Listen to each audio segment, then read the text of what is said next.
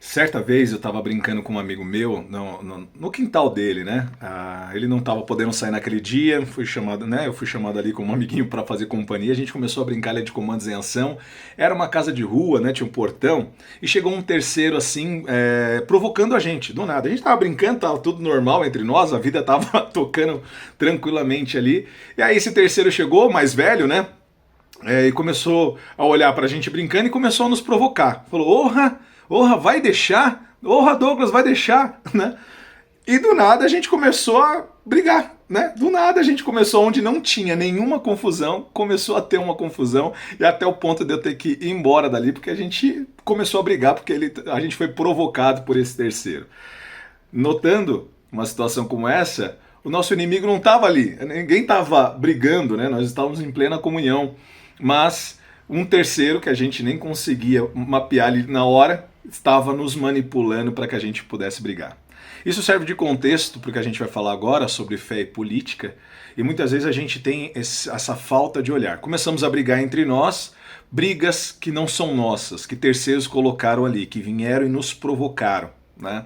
E a gente começa a brigar por pautas muitas vezes mal estruturadas que a gente nem consegue ver aonde vai dar e quais são as suas consequências. E a gente começa a entrar em atrito com irmãos e familiares por causa de brigas que terceiros colocaram, né, na nossa comunhão.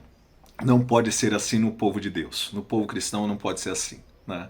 E a gente tratou sobre visões políticas, né? Ampliamos esse assunto lá no Horto, na classe Governo Humano. E nós tratamos sobre todas as principais, pelo menos todas as principais visões políticas, né? E a política a gente sabe como é, né? Por definição ela é a arte do possível, né? E aí nessa possibilidade, vamos fazer o que é possível, se tenta de todas as formas. Nós vimos muita utopia que anda muito longe do cristianismo, mas muito longe mesmo, principalmente com pautas que se distanciam assim gritante do cristianismo. E tem outras que se aproximam bastante do cristianismo. A gente até citou bastante o conservadorismo também, mas tratamos de todas as outras pautas, mas nem o conservadorismo anda de mão dadas até o final com o cristianismo, porque o cristianismo ele é singular, né? Ele não tem tentáculos maliciosos por trás, que pode ter num capitalismo, que pode ter até num conservadorismo da vida, né? A gente vê que muitas vezes o capitalismo pode ser uma ponte para um futuro socialismo lá na frente,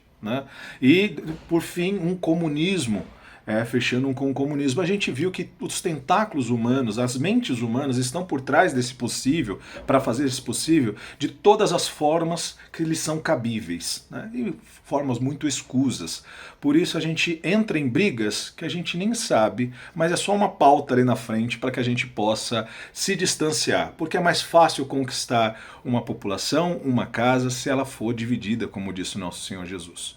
Nós devemos parar de ouvir algumas vozes, né? Tem muita gente falando como o cristianismo deve ser vivido e como que ele deve ser defendido e de como que ele deve ser, como que você deve viver de forma sacrificial para defender pautas que muitas vezes não são nossas, que Jesus Cristo nunca as defendeu. Ouça a voz apenas do seu pastor de como ele quer que você viva.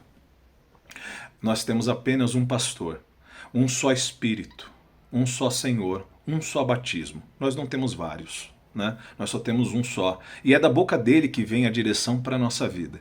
E eu espero, irmãos, que com fé a gente mantenha aquilo que o Salmo diz, como é bom e agradável que os irmãos vivam em união.